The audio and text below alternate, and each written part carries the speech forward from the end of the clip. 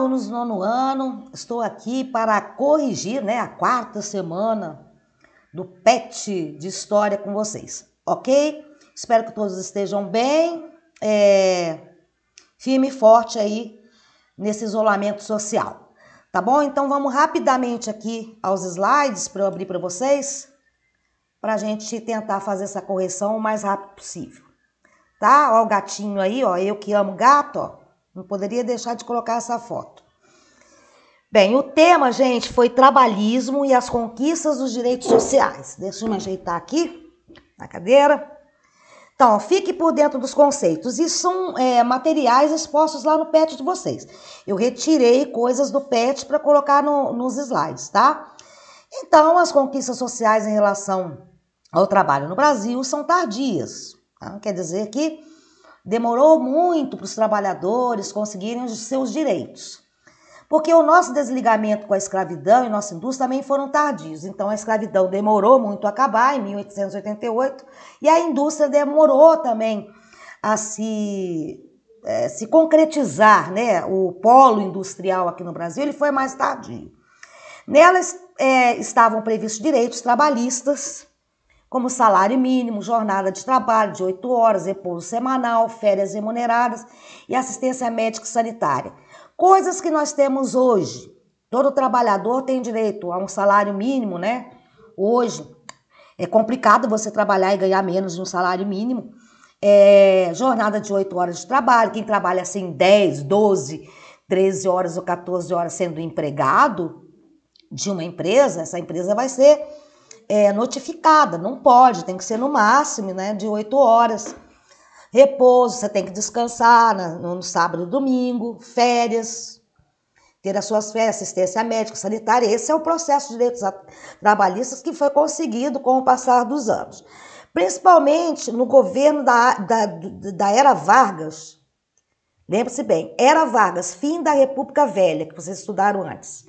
República dos Coronéis, dos Marechais, tá? A Era Vargas, ela dá fim à República Velha, tá? Que entra o Getúlio Vargas aí como presidente da República, um homem que não era nem mineiro e não era nem paulista, ele era gaúcho. Então, começou uma nova fase na República Brasileira, que foi a Era Vargas, que durou 15 anos. Tá? Depois, lá na frente, ele volta... mas ele ficou 15 anos no poder de forma ditatorial, assim, praticamente sem eleição, não teve eleição, ele continuou, que é uma coisa aí que a gente hoje está fugindo disso hoje no Brasil, não pode acontecer, tem que continuar tendo as eleições de 4 em 4 anos, tá? Então vamos para frente. A Era Vargas é o nome que se dá ao período em que Getúlio Vargas governou o Brasil por 15 anos de forma contínua, direto, de 1930 a 45. Esse período foi um marco na história brasileira em razão das inúmeras alterações que Getúlio Vargas fez no país, tanto sociais quanto econômicas. A Era Vargas teve início com a Revolução de 1930, onde expulsou do poder a oligarquia cafeeira, que era aquela República Velha, que vocês estudaram, dividido em 3 momentos. Ele ficou governando provisoriamente de 30 a 34, constitucionalmente de 34 a 37, e no Estado Novo, que foi ditadura mesmo, de 1937 a 45. Não vamos entrar nesses pormenores agora da Era Vargas, tá? Então, vamos para frente. Atividade 1. Nos primeiros anos do governo Vargas, começo lá da década de 30, as organizações operárias, sob o controle das correntes de esquerda, tentaram se opor ao seu enquadramento pelo Estado. O que o Estado queria nessa época? Getúlio Vargas, ele queria controlar os trabalhadores. Então, na realidade, poderia ter o sindicato? Poderia. O que é um sindicato? É um órgão que é criado para defender os direitos dos trabalhadores. Então, por exemplo, os professores do estado de Minas Gerais têm um sindicato. Então, se o governador faz alguma coisa com os professores, não paga, ou faz alguma outra coisa, não dá férias e tal, esse sindicato é responsável por lutar pelos nossos direitos. Então, os sindicatos, eles sempre eles apareceram nesse entorno de lutar pelos direitos dos trabalhadores, que no passado muitos não tinham, trabalhavam horas e horas seguidas, recebiam salários injustos, enfim, foi um progresso, uma evolução. Então, Getúlio, nessa época, ele até permitia que os sindicatos existissem, mas o que ele queria fazer? Ele queria controlar o sindicato, ela não podia ser um órgão autônomo, ele queria controlar. Então, a tentativa fracassou. Então, esse pessoal da esquerda, né, dos operários que lutavam a favor dos direitos, tentaram se opor ao enquadramento pelo Estado, mas a tentativa fracassou. Além do governo de Getúlio, a própria base dessas organizações pressionou pela legalização. Então, esses sindicatos, na época, eles eram clandestinos. Então, já que Getúlio estava querendo que acontecesse os sindicatos, ele falou assim, o pessoal que estava lutando falou assim, vai ser melhor a gente entrar na dele e pelo menos a gente legalizar esse sindicato. Então, com isso, Getúlio criou-se os sindicatos, mas só que quem controlava o sindicato era o Estado, era o Getúlio. Então, tinha que andar na regra dele, entendeu? Então, nesse tempo aí, vários benefícios, como férias, possibilidade de postular direitos perante as juntas de conciliação de julgamento, direitos trabalhistas, dependiam da condição de ser membro de um sindicato reconhecido pelo governo. Então, se eu fosse de uma entidade que fosse reconhecida pelo governo, eu poderia ir lá pleitear melhorias de trabalho para mim. Então, isso daí é a História Concisa do Brasil, de Boris Fausto. É um texto que era para vocês lerem. Vou voltar aqui. Opa! Pergunta 1. Escolha a opção correta e complete a frase. No contexto histórico retratado pelo texto, a relação entre o governo, né, como que o governo tratava e o movimento sindical foi caracterizada, é só prestar atenção naquele texto lá, você resolve essa aqui, molinha. Pelo reconhecimento de diferentes ideologias políticas, nada a ver, gente. Ideologia política não estava se discutindo nesse momento. Existia ideologia política? Existia. O que é ideologia política, Marcela? Vamos falar aqui com vocês. Esquerda e direita. Uns são da esquerda e outros são da direita. Seriam ideologias políticas. Por um diálogo democraticamente constituído, democrático, vocês acharam que Getúlio era democrático? Se ele não permitia a formação de sindicatos de forma autônoma, ele queria mandar em tudo? Então não é. Pelas benesses sociais do getulismo? Não, benesses pelas coisas boas que ele fazia, sociais do getulismo? Não, gente. Pela vinculação de direitos trabalhistas à tutela do Estado? Aí, mataram. É letra D. Pela vinculação de direitos trabalhistas à tutela do Estado. Então, esse contexto todo se caracterizou. Os sindicatos começaram a existir desde que fossem fiscalizados pelo governo de Getúlio Vargas. Então, resposta D. Uma das principais características do Estado Novo de Getúlio era o corporativismo. Esse é um dos elementos da base desse Estado. Por isso era importante defender direito trabalhista de forma a fazer com que esse estivesse ligado à tutela do Estado. Dentro desse elemento é importante destacarmos a criação da CLT, que das leis trabalhistas, né? Onde o sindicalismo se torna mais relevante nesse sentido. Então, começou-se no governo de Getúlio, mesmo com essa pressão do Estado, as pessoas a terem direitos trabalhistas que no passado não havia nenhum, ok? Houve um avanço? Sim. Um avanço meio controlado? Sim.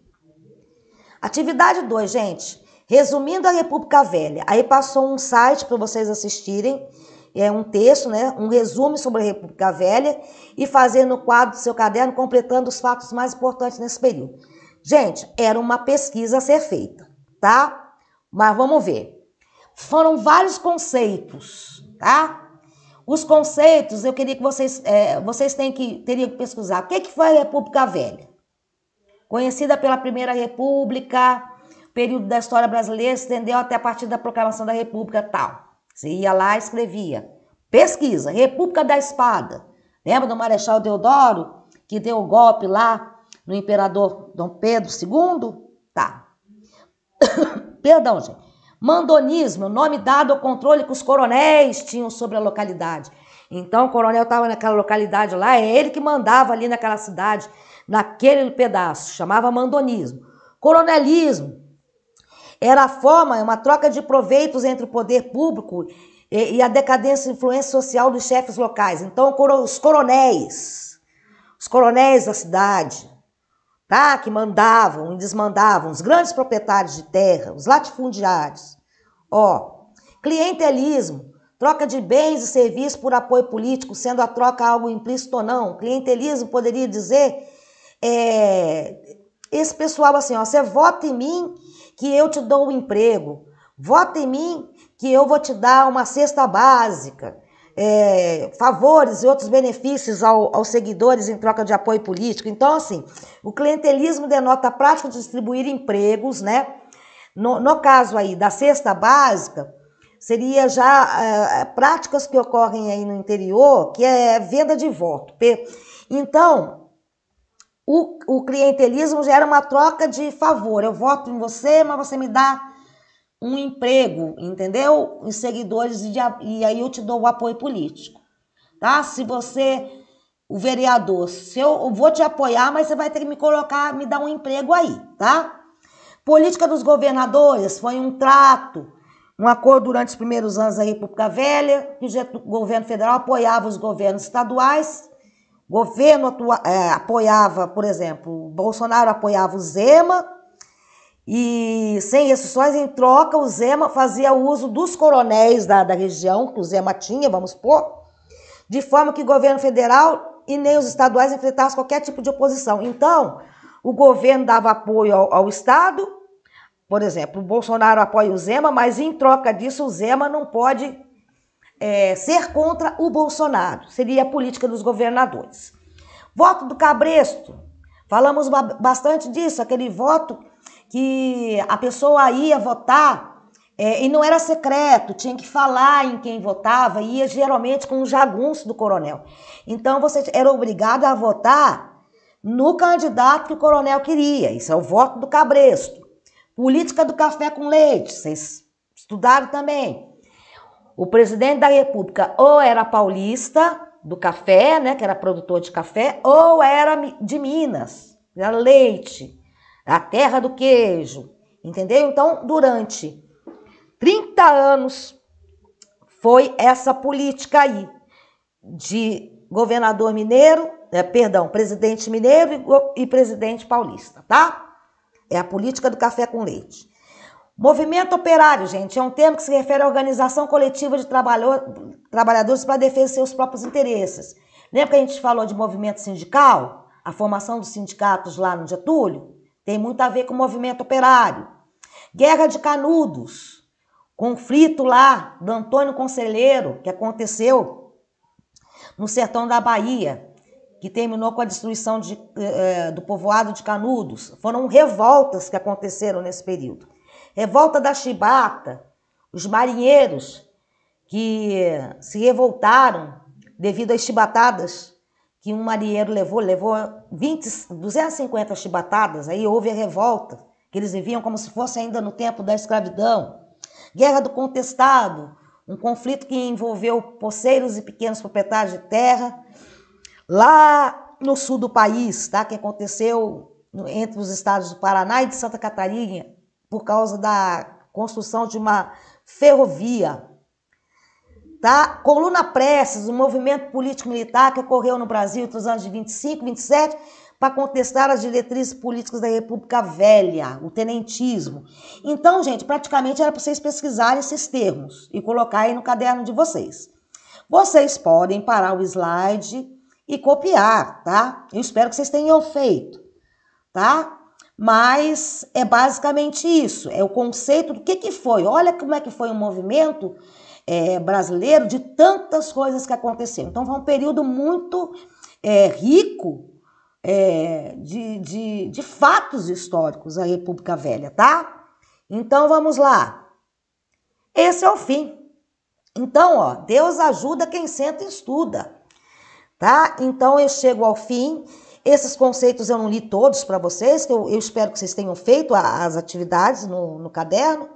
E é bem isso, gente. A República Velha, a questão do movimento operário e dos direitos trabalhistas, que na República Velha não tinha nada, tá? Que foi adquirido com Getúlio, mas só que Getúlio era um ditador, tá? Então, houve melhoras, mas de um lado também não foi legal, porque a gente não pode viver sob um regime de ditadura. Tá bom? Então, eu espero que vocês estejam bem, tenham compreendido e feito corretamente as atividades e vamos aguardar o novo PET aí, né, que vai chegar. Bem, eu vou me despedindo, vou fechando a minha tela aqui com vocês para não sair assim de forma abrupta. Um grande beijo, nono ano. Fiquem com Deus. Tchau!